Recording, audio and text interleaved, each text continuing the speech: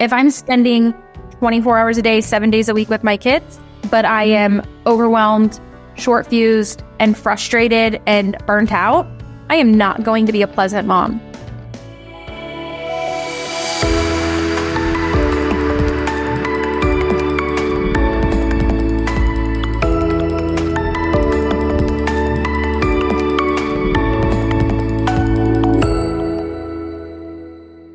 I'm Yogi Patel with Jagged Edge, and today we're talking about the question most folks have.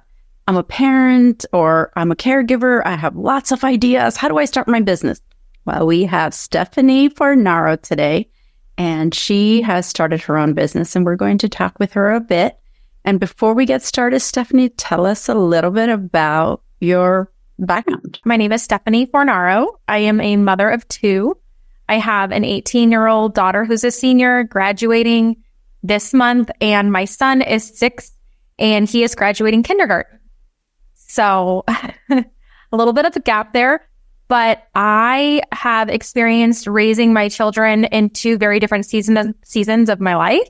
One being as a single mother, juggling motherhood, juggling career, and juggling college all at the same time. And with my son, where I am deep into my career, lots of many years of experience, and really looking for a role that is fulfilling and making me feel like what I do makes a difference in the lives of people in society.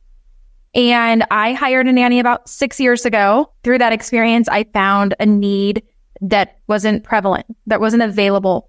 And that is essentially just an agency that is predictable and without conflict of interest. So I created an agency that does exactly that supports parents so that they don't have to recruit, vet, qualify, and hire caregivers for their children alone, because it is a lot of work. And we go through parenting wearing many hats, and this is just one less hat that a parent has to wear in working with our agency. So I started Hello Nanny. I think so. Everything begins from a journey or experience that we personally have, and it sort of fuels something within us to go to the next step. And I think lots of our listeners probably could relate to, I have this amazing idea, or people compliment me on my skill as doing this X, Y, and Z thing really well. How do I sort of take this to the next level? I understand your inspiration behind this and how you kind of got to start your own business. But how did you experience as a parent influence what you currently do and this decision? Because I think having that idea and putting into action there are a lot of steps in between. So tell us a little bit about how did you make that idea into a reality? I was so accustomed to doing everything on my own, like the hyper independence, the hyper self-sufficiency. And oftentimes I would allow my pride to get in the way, where it was like, I don't need help. I can do this myself. And setting aside that mindset of it's okay to ask for help. So having been married and remarried, going into my second marriage, I knew that I wanted help from my husband and that I wanted to raise our child together, and I didn't want to feel like a single mom.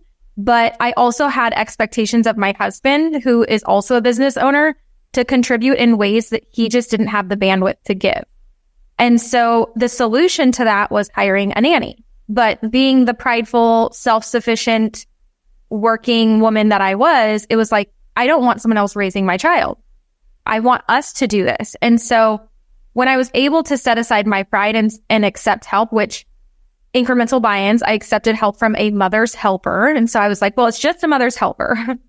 So I did that. And then that mother's helper quickly evolved into our full-time nanny, in which at that point I thought, why didn't I do this sooner? And I really want to encourage moms to set aside their pride, get rid of the hyper independence, the self-sufficiency, get rid of the pride, and accept help. Because it made me a much happier wife, a better engaged mom. I wasn't spread thin. I wasn't short fused. I was really enjoying motherhood the second time around because I wasn't doing it all on my own.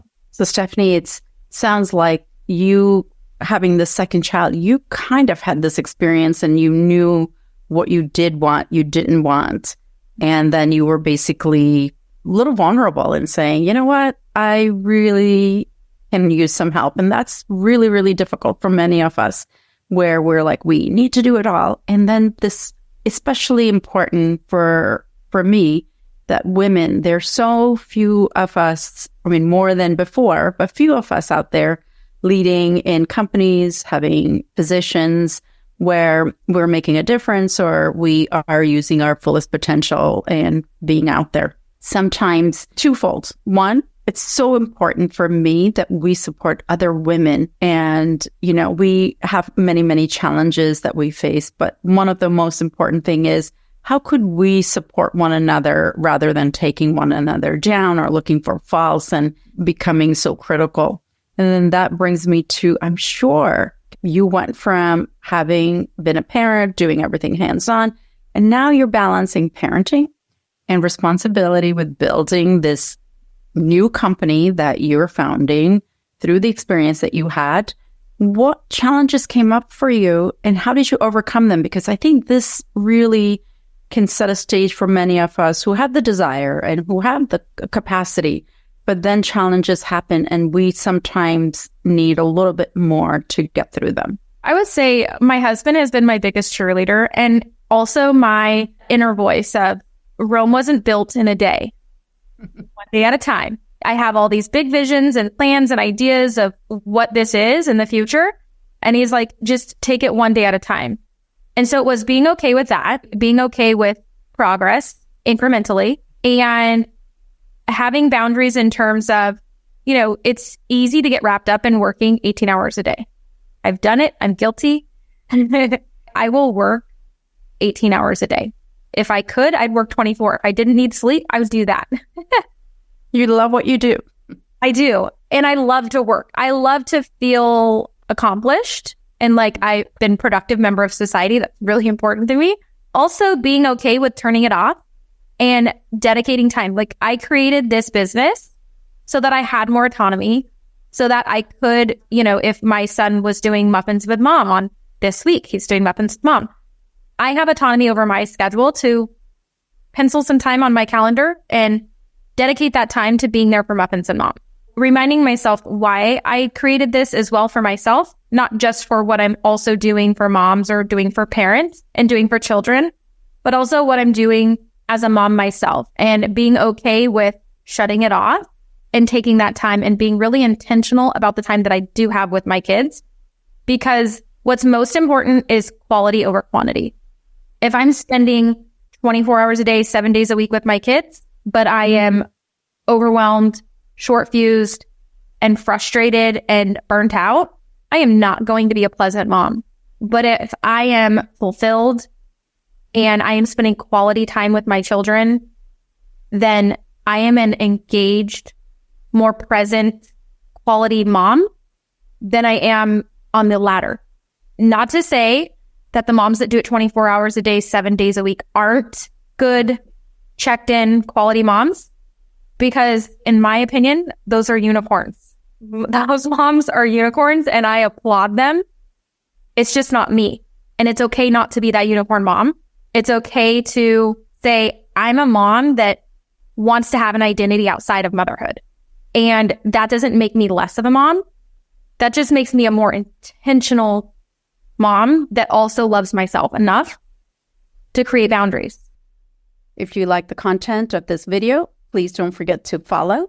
And also, if you want more information, visit the website, yogipateltte.com.